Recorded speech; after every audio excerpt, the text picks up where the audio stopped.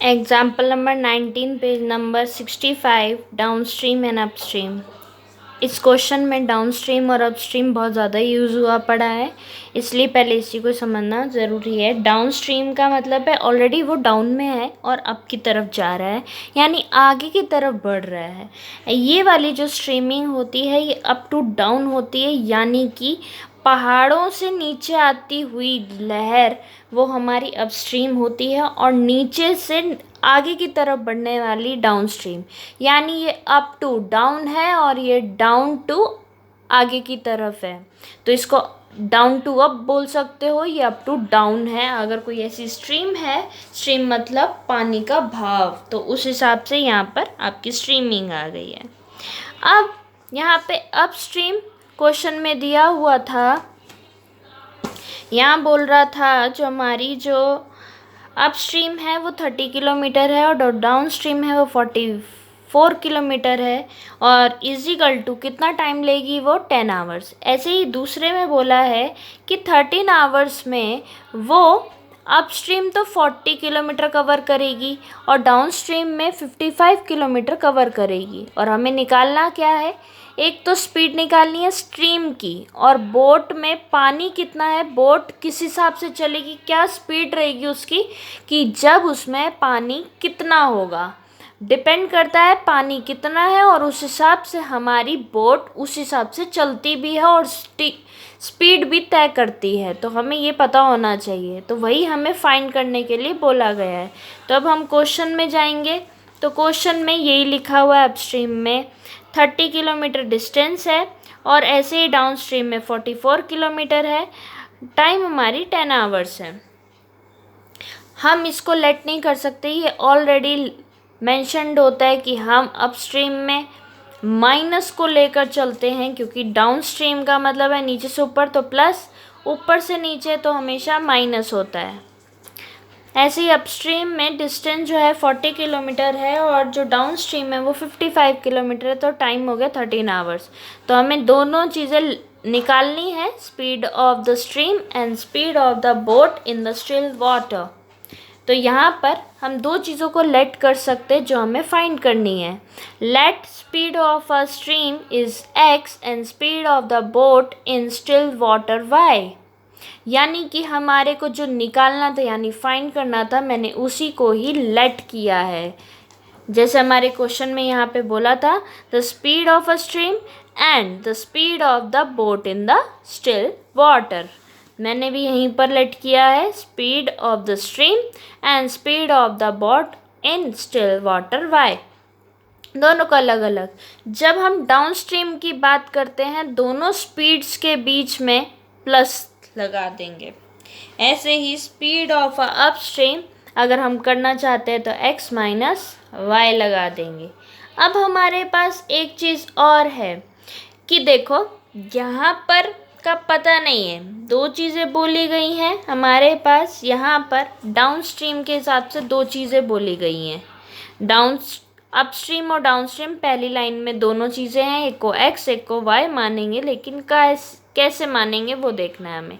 तो यहाँ पे हमें पता नहीं है किसको क्या कर रहे हैं, ऐसे ही हमने यहाँ पर स्पीड वहाँ पर लिखी हुई है, यहाँ पर हमें जो टाइम है इजिकल टू में जो टाइम नज़र आ रहा है वो हमारी यहाँ पर भी टाइम की फ्रैक्शन रहेगी, यहाँ पे भी टाइम की फ्रैक्शन रहेगी, दोनों को प्लस करेंगे और इक्वल में भी टाइम आएगा।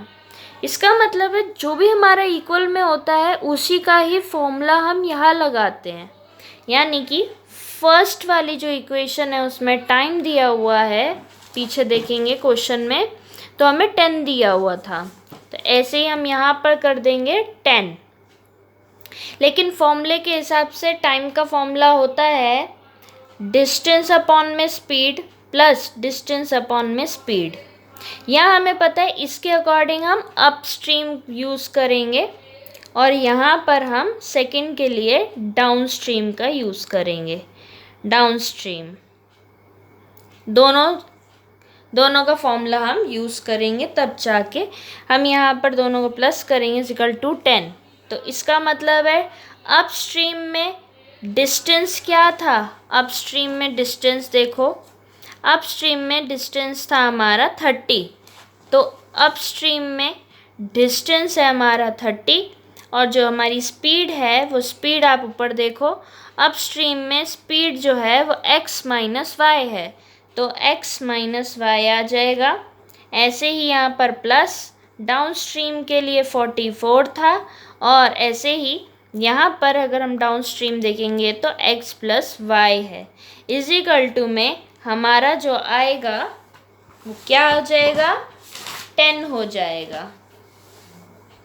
ऐसे ही दूसरी इक्वेशन में भी हमारे पास इजिकल टू में टाइम है, यानी कि यहाँ पर भी यहाँ हमारा जो टाइम था सेकंड लाइन में पीछे देखें तो 13 था, उसी हिसाब से हमें यहाँ पर भी 13 लिखना होगा, इजिकल टू जो हमारा पहले वाला है यानी कि 30 अपॉन में x माइनस वाई है और जो दूसरा है वो 44 अपॉन में x प्लस वाई है।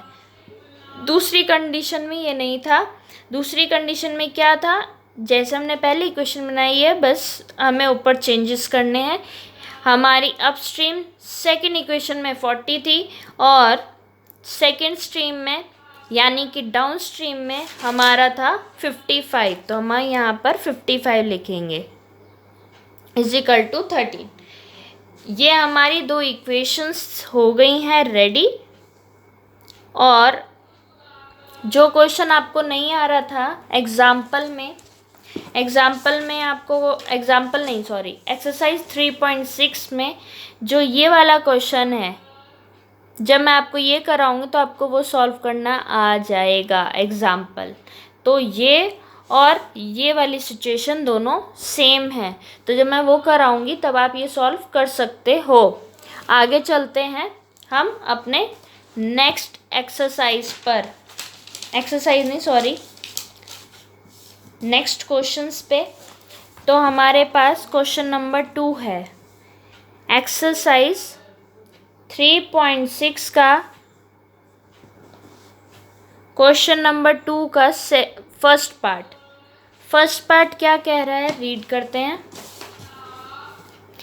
Ritu can row downstream 20 kilometre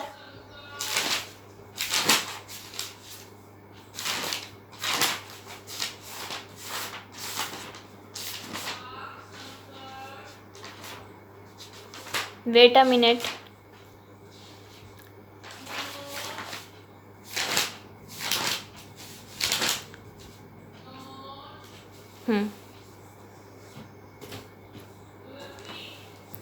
यहाँ पर क्या बोल रहा है, रितु कैन रो डाउनस्ट्रीम, तो डाउनस्ट्रीम हम ऑलरेडी पढ़ चुके हैं जिसमें x प्लस वाई रहेगा, तो हम पहले ही लिख लेते हैं जो हमारी स्पीड है डाउनस्ट्रीम की, तो स्पीड जो है ये हमेशा हमारी स्पीड ही रहेगी। और जैसे हमने ये वाला क्वेश्चन किया था, एग्जाम्पल किया था, ये बिल्कुल उसी को ही दर्शाता है, ये वैसे ही बिल्कुल सेम वैसे ही करना है।